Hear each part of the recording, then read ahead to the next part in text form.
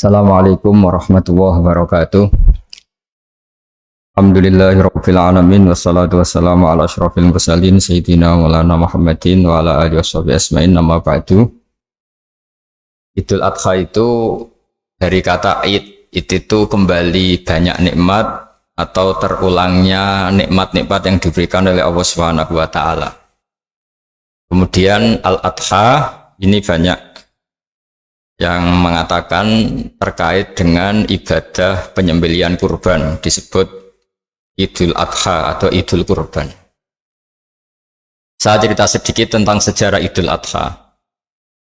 Dulu ada seorang malaikat yang menjelma sebagai manusia dan beliau ini komunikasi dengan Nabi Ibrahim. Sebelum saya cerita jauh, saya katakan juga saya ingatkan lagi bahwa cara berpikir kita sebagai mukmin itu harus berpikir awal al-khilqah. Awal kita dijadikan oleh Allah Ta'ala, yaitu Nabi Adam materinya dari tanah, nyatanya bisa jadi Nabi Adam. Kita dari sperma, nyatanya bisa jadi manusia dengan konstruksi yang sempurna. Dengan cara seperti ini nanti bayangkan kekuasaan Allah yang tidak terbatas menjadi mudah. Saya teruskan, si malaikat tadi tanya ke Nabi Ibrahim, saya minta kambing kamu. Oh ya, silahkan, asal kamu melantunkan kalimat tasbih. Terus dibaca tasbih, indah sekali, merdu. Bisa minta tambahan kambing? Ya, sampai beberapa kali. Demi Allah, ini baru kambing, baru hewan. Andaikan anak saya pun kalau demi Allah saya kurbankan. Singkat cerita, versi riwayat ini, suatu saat Nabi Ibrahim diuji dengan dimintanya anak untuk dikurbankan. Ketika beliau atas nama seorang bapak agak keberatan, terus diingatkan ulang oleh Allah Ta'ala, janji beliau, demi Allah, anak pun saya kurbankan. Walhasil akhirnya beliau melakukan itu. Dan karena Allah hanya menguji, tidak niat betulan supaya anak itu disembelih, akhirnya diganti oleh kambing. Jadilah tradisi kurban itu pakai kambing. Kemudian secara fikih ada padanan-padanan yang cukup menggantikan kambing, yaitu ada sapi, ada unta, dan seterusnya, dan seterusnya. Yang menarik dari sekian referensi yang saya baca, dan ini harus disosialisasikan lah. Sebagian versi itu adalah bahwa Nabi Ibrahim ketika diangkat di alam malakut, di alam langit sana, itu ketemu Allah, kemudian Allah tanya, Ibrahim, banyak hamba-hambaku yang durhaka, tidak tahu saya sebagai Tuhannya. Terus kata Ibrahim, usul ya Fa'amidhum, bunuh saja ya Allah. Setelah itu tanya lagi, ada yang pezina, ada yang koruptor, ada yang pokoknya dosa-dosa yang buruk sekali. Dan di semua itu Nabi Ibrahim usul, mereka hidup di bumi engkau ya Allah, makan rezekimu ya Allah, maka mereka enggak sopan sekali, enggak ngerti engkau. Terus singkat cerita minta itu diadab, siksa. Suatu saat versi referensi ini di kitab Hikam, kalau di kitab saya halaman 15 juz 2, suatu saat Nabi Ibrahim itu diminta sama Allah menyembelih Ismail. Citra ini penting sekali. Setelah disuruh menyembelih Ismail, Nabi Ibrahim komplain, ya Allah, ini anak saya, samratu fuadi, buah hati saya, kenapa engkau seenaknya minta saya sembelih? Gitu. Gak bisa ya Allah, ini samratu fuadi, buah hati saya. Terus kata Allah, orang-orang yang durhaka yang kamu usulkan supaya saya bunuh itu hamba saya menciptakan mereka, dan saya mencintai mereka, karena itu ciptaan saya. Anda enak saja usul saya matikan, saya bunuh. Sekarang ketika Anda usul, saya tidak mikir, kenapa ketika saya usul kamu mikir? Terus akhirnya Nabi Ibrahim mau, oke ya Allah. Setelah itu, terus semenjak itu Nabi Ibrahim itu begitu sayang sama hamba-hambanya Allah. Sehingga dari cerita yang paling masyhur, ketika Abu Bakar As-Siddiq begitu lemah lembut sama hamba-hamba Allah yang lain, Nabi Muhammad mensepadankan dalam hal ini sama Nabi Ibrahim, hati kamu sehalus Ibrahim. Yaitu Nabi Ibrahim, beliau akhir-akhir punya komitmen, faman tabi'ani fa innahu minni wa man asani fa innaka ghafurur rahim. Ya Allah, orang yang ikut sunnahku maka jelas bagian dari saya. Dan yang sedang durhaka, wa man asani, saya harapkan fa innaka ghafurur rahim. Engkau Maha Pengampun, Maha Penyayang. Semenjak itu menjadi sunnatan mutaba'ah bahwa agama ini agama rahmatan lil alamin, bahwa melihat kemungkaran, melihat kebodohan, ketimpangan, itu komitmen kita ini membenahin, bukan menghabisin. Melihat kesalahan, komitmen kita ini in uridu ilal islaha mastata'tu. Komitmen kita ini ingin lebih baik, bukan mengacaukan dunia ini. Semenjak itu terus syariat-syariat Islam disebut anit tabi millata Ibrahim Hanifah, bahwa kita ngikuti millahnya Ibrahim.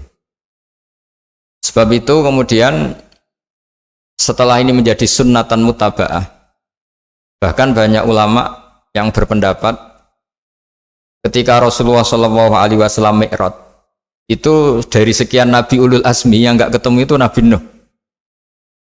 Nabi Nuh alaihissalam, padahal termasuk Nabi Ulul Azmi. Itu banyak yang menganalisis karena Nabi Nuh itu pernah berdoa, Rabbi la tadhar alal ardi minal kafirina dayaro. Nabi Nuh adalah Nabi yang pernah cara Jawa maksud no kaumnya, mendoakan buruk sama kaumnya, dan itu tidak manhaj, tidak metode yang Nabi Muhammad disuruh ikut metode itu, tapi Nabi disuruh ikut manhaj atau pola sosiologi, pola dakwah atau pola sosial yang harus mengikuti Nabi Ibrahim, anit tabi millata Ibrahim Hanifah. Nabi Ibrahim itu orang yang sangat lemah lembut, yang ngendikan faman tabi'ani fa innahu minni wa man asani fa innaka ghafurur rahim. Sebab itu teman-teman yang di Kanada, yang di mana-mana, kita ngikuti status ilmu hakikat. Di ilmu manusia, negara ini milik Kanada, milik Amerika, milik Eropa misalnya, atau milik mana sajalah. Tapi di status ilmu hakikat semua itu milik Allah. Sehingga di antara ciri khas Islam adalah kalau dulu agama-agama lain harus salat di tempat peribadatan mereka, Islam mengatakan ju'ilat lanal ardu kulluha masjidan, semua bumi Allah itu masjid, tempat sujud. Sehingga orang Islam fa'enama adrokatu sholat, kamu kapan saja ketemu waktu sholat, ya sholat, semua bumi Allah itu tempat sujud. Sehingga suatu saat sahabat yang biasa siaha, biasa hidup di perantauan, Nabi memberi nasihat, al-bilad biladullah wal ibad ibadullah fahaitsuma asabta khairan fa'akim. Semua negara itu milik Allah, semua hamba dimanapun juga hamba Allah. Kamu di mana saja mendapatkan kebaikan, ya silahkan berdomisili di situ. Saya pernah di Korea, itu asik karena itu yang orang-orang katanya teman-teman, saya ini di rumah itu nggak kiai, Gus. Sering di sawah, sering di Tegal. Gara-gara di Korea jadi mufti gitu. Karena nggak ada kiainya gitu. Jadi orang-orang yang nggak jadi kiai di Jawa, mungkin kalau di luar Jawa atau di luar Indonesia malah jadi kiai gitu. Artinya gini, pentingnya jadi kiai bukan menjadi gagah, itu enggak, tapi begini.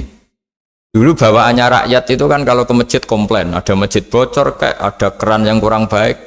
Tapi kalau sudah jadi kiai itu tahu rasanya. Betapa nata masjid itu susah, ngelola masjid itu susah, nyari imam itu juga susah, melanggengkan jamaah juga susah. Jadi pentingnya jadi kiai itu bukan gagah-gagahan jadi imam, tapi bertanggung jawab atas proses yang berjalan. Jika dulu di antara nasihat bapak saya, bapak itu termasuk orang yang nggak suka sama orang tawadhu, orang yang sopan. Dulu saya juga iskal itu janggal. Kata bapak, wong tawadhu itu apik, orang sopan itu baik. Tapi biasanya itu cara orang menghindari tanggung jawab. Disuruh jadi kiai nggak mau. Tapi kalau ada kiai salah komplain itu. Disuruh jadi menteri nggak mau, kalau ada menteri salah komplain itu. Disuruh jadi apa nggak mau. Kesannya tawadhu, tapi sebenarnya hanya menghindari tanggung jawab. Disuruh pidato nggak mau, disuruh jadi MC nggak mau. Tapi kalau ada orang salah komplain itu. Jika kata bapak tawadhu itu baik, asal tawadhu betul. Tapi kebanyakan nggak, tawadhu itu menghindari tanggung jawab sambil cari salahnya orang lain. Nah ini yang tawadhu yang akhirnya kurang baik. Nah teruskan, jadi Nabi Ibrahim ini panutan yang luar biasa. Beliau adalah orang yang alami sekian proses sosial yang akhirnya diakui sebagai Khalilur Rahman, orang yang sangat dicintai Allah Ta'ala. Di antara sebab dicintainya Nabi Ibrahim adalah seperti yang dialami Nabi Adam. Nabi Adam ketika turun di bumi, itu keresahan pertama itu bukan karena kurang makanan atau kurang minuman, itu enggak. Beliau turun di bumi mendapati bangsa yang lain, kalau dalam kitab disebut Banul Jan. Itu dia janggalnya, Masya Allah. Ini orang makhluk-makhluk ini kok tidak kenal sama Allah yang menciptakannya. Kan aneh ya kalau kita hidup di Kanada terus nggak tahu PM-nya siapa, Perdana Menterinya siapa, kita hidup di Indonesia nggak tahu presidennya siapa. Itu kan aneh. Kita hidup di kampung nggak ngerti lurahnya siapa aja aneh. Ini hidup di buminya Allah kok tidak tahu Allah itu siapa. Nggak pernah menyebut Allah. Padahal harusnya yang paling dikenal pertama itu ya zat yang menciptakan kita, menciptakan langit bumi dan sebagainya. Sehingga beliau itu gerutu itu komplain. Ya Allah, ini enggak fair dunia ini, engkau yang menciptakan, engkau yang memberi rezeki, kemudian mereka tidak kenal engkau. Ini kata Nabi Adam alaihissalam. Barokahnya komplain itu, jadi komplain itu yang diridhoi Allah juga banyak. Akhirnya Allah meridhoi Nabi Adam, dosa-dosanya, salahnya itu diampuni. Ya ukuran seorang Nabi, beliau dianggap salah itu diampuni, karena keresahan beliau itu takut Allah enggak dikenal. Nah, masjid yang di Kanada, di Montreal juga ketakutan kita ini jangan sampai orang Islam tidak punya tempat ibadah. Meskipun setelah punya tempat ibadah, ketakutan kita jangan-jangan ibadahnya tidak sesuai sunnah Rasul. Setelah sesuai sunnah Rasul kita takut lagi, jangan-jangan memaksa sesuai tapi karena ingin benar. Dan setelah ingin benar, takutnya secara tasawuf ngimani kebenaran itu, bukan ngimani rahmatnya Allah tapi ngimani kebenaran itu. Akhirnya jadi ujub. Ujub itu bangga amal diterima karena kebaikannya, bukan karena fadlnya Allah, karena anugerah. Nah, ketakutan-ketakutan ini khas orang soleh. Orang soleh itu kalau nggak sholat takut. Setelah sholat takut nggak sesuai syarat rukun. Setelah sesuai semua takut iktimat alal amal, membanggakan kebenaran, tapi bukan membanggakan luasnya rahmatnya Allah Ta'ala. Sehingga di luar ilmu fikih ada ilmu namanya ilmu tasawuf, ilmu yang mengelola hati.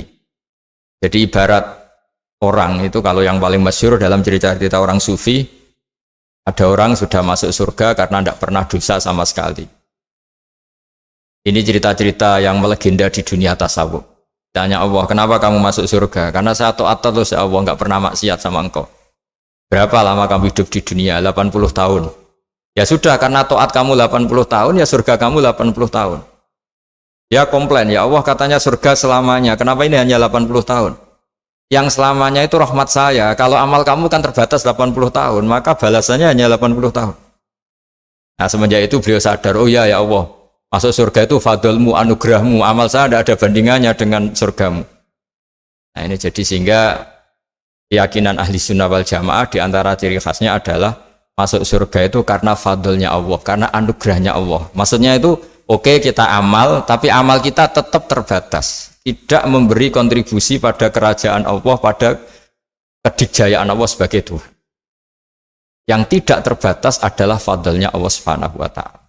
Nah, keresahan-keresahan ini kemudian yang diwariskan oleh para nabi ke ulama-ulama. Di keresahannya ulama itu mirip-mirip keresahan nabi. Nabi dulu itu sampai dakwah, sampai sosialisasi kebenaran itu takut Allah itu la yuzkaru fi mulki, Allah tidak disebut, tidak menjadi aktor. Kan tidak fair kita misalnya nempat di negara orang terus nggak tahu duta besarnya siapa, terus kalau ngurus paspor di mana, ngurus visa di mana. Ini sama, kita hambanya Allah tapi nggak pernah ngurus status kehambaannya. Harusnya kita ngurus status kehambaan kita dengan sholat, berarti kehambaan kita hidup. Dan baca tasbih berarti kehambaan kita hidup. Makanya dalam sebuah ayat disebutkan masuk surga itu gampang, yang susah itu kamu masuk status kehambaan itu. Makanya disebut ya aja Tuhan nafsul mutmainnah irji'i ila rabbiki radiyatan mardiyah. Pertama apa? Fadkhuli fi ibadi. Kamu harus masuk status sebagai hambaku dulu, baru wadkhuli jannati, baru kamu baru masuk surga. Jadi orang boleh nikmati fasilitas negara lain kalau visa paspornya disahkan. Orang boleh masuk surga kalau status kehambaannya disahkan oleh Allah Subhanahu wa Ta'ala. Nah, lalu status kehambaan itu dimulai dari mana? Secara fisik kita sujud. Anggota tubuh yang begitu terhormat namanya kepala kita tundukkan kepada Allah Ta'ala. Hati kita, akal kita yang ingin menguasai dunia misalnya, ambisi itu kita kalahkan untuk hanya tunduk kepada aturan-aturan Allah Subhanahu wa Ta'ala. kekhawatiran kita akan menghadapi alam akhirat. Nah, ini yang penting. Nanti setelah kita mati kayak apa, jadi debu, jadi tanah, lalu bangkit kita gimana? Sebagaimana mukadimah saya, ingatlah an-nas atil ula. Ingatlah penciptaan pertama, bahwa Allah punya reputasi menciptakan Nabi Adam dari tanah, dan di tubuh Nabi Adam itu tersimpan calon generasi berikutnya ila yaumil qiyamah. Kayak apa susahnya bikin Nabi Adam kalau andikan kita boleh berpikir. Bikin satu master manusia yang akan melahirkan manusia seluruh dunia. Ibaratnya chipnya itu sudah ada di punggung Nabi Adam. Dan itu materinya dari tanah. Dengan berpikir gitu, maka ketika kita meninggal, sudah jadi tanah, kembali lagi jadi manusia adalah hal yang mudah. Karena Allah punya reputasi menciptakan manusia super, yaitu Nabi Adam dari tanah. Jika setiap kali kita iskal janggal terhadap kekuasaan Allah, kata Allah Ta'ala, Qul yuhyihalladzi ansha'aha awwala marrah. Kalau kamu janggal terhadap kemampuan saya, kemampuan kami menghidupkan tulang belulang yang sudah rapuh, sudah hancur, maka ingatlah reputasi saya, kata Allah, reputasi kami menciptakan Adam dari tanah. Ya, para nabi itu, ini semoga teman-teman yang di Kanaja masih ingat betul iman yang dilatih para guru kita di Jawa, di Indonesia. Para nabi itu saking imannya sama Allah, itu tidak ada, sampai kasarnya itu nggak tahu bedanya antara hal itu masuk akal maupun tidak. Saya beri contoh begini, kalau dalam ilmu tauhid, dan ini harus kita latih terus sampai ketemu Allah Ta'ala. Ketika telur jadi ayam, itu sebetulnya itu kita juga tidak ikut mampu bikin telur jadi ayam. Tapi berhubung sering terjadi, kita bilang telur jadi ayam itu mungkin. Mungkin itu ya mungkin sering terjadi. Padahal sering terjadi ini juga tidak yang jenis kita ikut berkontribusi.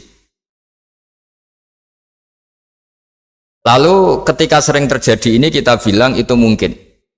Padahal saat kita bilang mungkin, juga hakikatnya kita tidak ikut menciptakan telur menjadi ayam. Lalu karena seringnya telur jadi ayam, kita bilang telur jadi ayam itu mungkin. Mungkin itu gak muhal.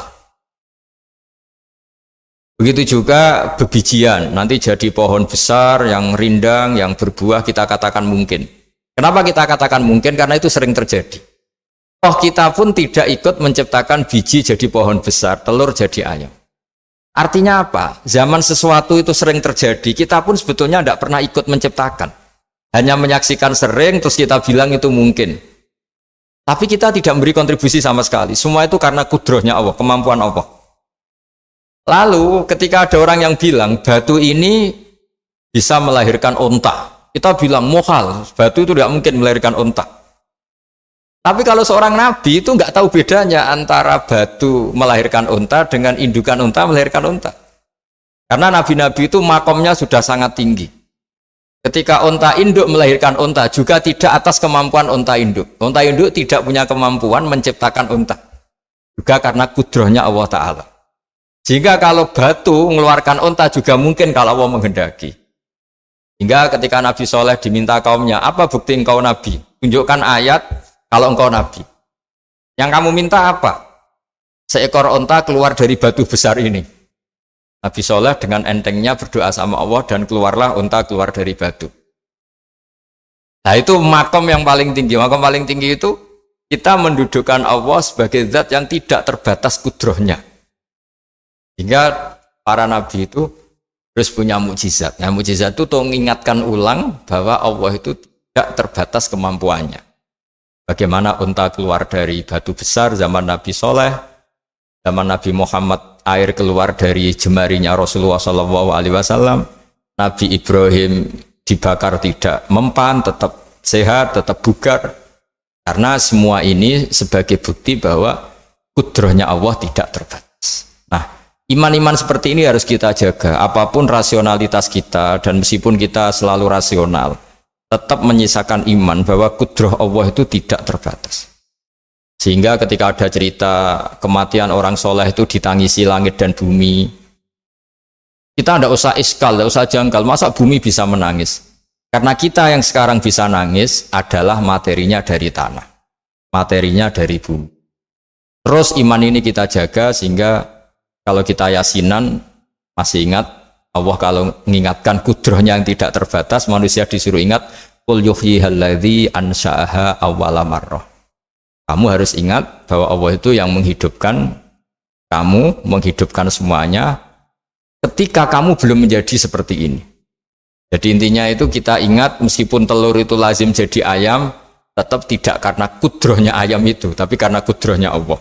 Indukan unta melahirkan anak unta juga bukan kemampuan indukan unta, karena ini juga makhluk yang lemah, tapi juga kemampuan Allah Subhanahu wa Ta'ala. Jika dengan demikian kita termasuk hamba Allah sesuai target yang diingatkan Allah. Falamma tabayyana lahu qala a'lamu annallaha ala kulli syai'in qadir. Hamba Allah yang baik adalah hamba ketika menyaksikan fenomena apapun, semua itu li ta'lamu annallaha ala kulli syai'in qadir wa annallaha qad ahata bi kulli syai'in ilma.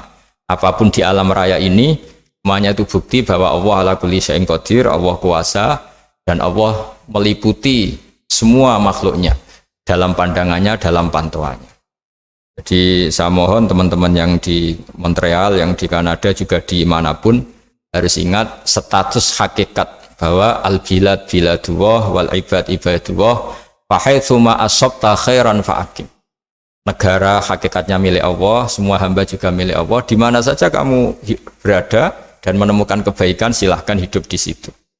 Tentu dengan sosialisasi yang baik, baik dengan non-muslim maupun dengan muslim, karena Allah mengajarkan wa qulu linnasi husna.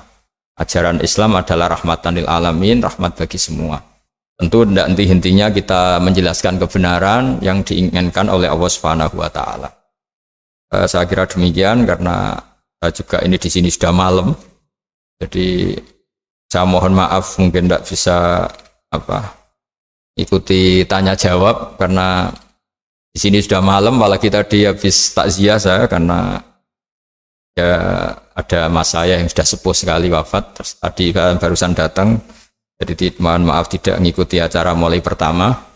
Tapi saya mohon ayat-ayat Quran yang saya terangkan tadi bahwa untuk mensifati Allah kudrohnya tidak terbatas, ingatlah bahwa kita yang secerdas ini, yang sehebat ini, kita semua manusia yang cerdas begini, matanya bisa melihat, hatinya bisa merenung, otaknya bisa berpikir cerdas, itu dari materi tanah. Dan Allah mampu. Allah bisa bikin orang miliatan gini dari satu orang manusia namanya Nabi Adam. Kayak apa susahnya bikin konstruksi Nabi Adam kalau boleh dibahasakan. Dan itu Allah punya reputasi mampu. Dengan cara seperti itu kita akan gampang iman bahwa kita setelah meninggal dan menjadi tanah, ya sama seperti kita masih hidup. Zaman kita hidup ya tidak tahu cara kerja jantung kita, nafas kita, uratnya gimana, terus sistem tubuh. Meskipun ilmu medis ngerti mengurai itu, tapi itu saja hanya ngerti, tidak menciptakan. Yang menggerakkan jantung, organ tubuh kita tetap Allah Subhanahu wa Ta'ala. Dia yang Al-Fa'idul Mukhtar, dia yang semuanya mengendalikan kita. Artinya zaman kita hidup pun sebenarnya kita yang tidak mengendalikan kita. Nafas kita ya dalam kendali Allah, ikhtiar kita dalam kendali Allah. Sama setelah kita mati juga dalam kendali Allah. Ya guru-guru kita semuanya melatih inna sholati wa nusuki wa mahyaya wa mamati lillahi rabbil alamin. Hakikat ibadah kita, hakikat hidup kita, hakikat mati kita, semuanya tidak dalam kendali kita, semua itu dalam kendali Allah Ta'ala. Dengan demikian terus kita insya Allah ingin jadi hambanya dulu, baru setelah jadi hambanya baru sah menjadi ahli penghuni surganya. Wadkhuli fi ibadi baru wadkhuli jannati. Masuklah berstatus sebagai hambaku, baru engkau kalian semua layak menjadi penghuni surgaku. Mohon maaf atas semua kesalahan. Billahi taufik. Wassalamualaikum warahmatullahi wabarakatuh.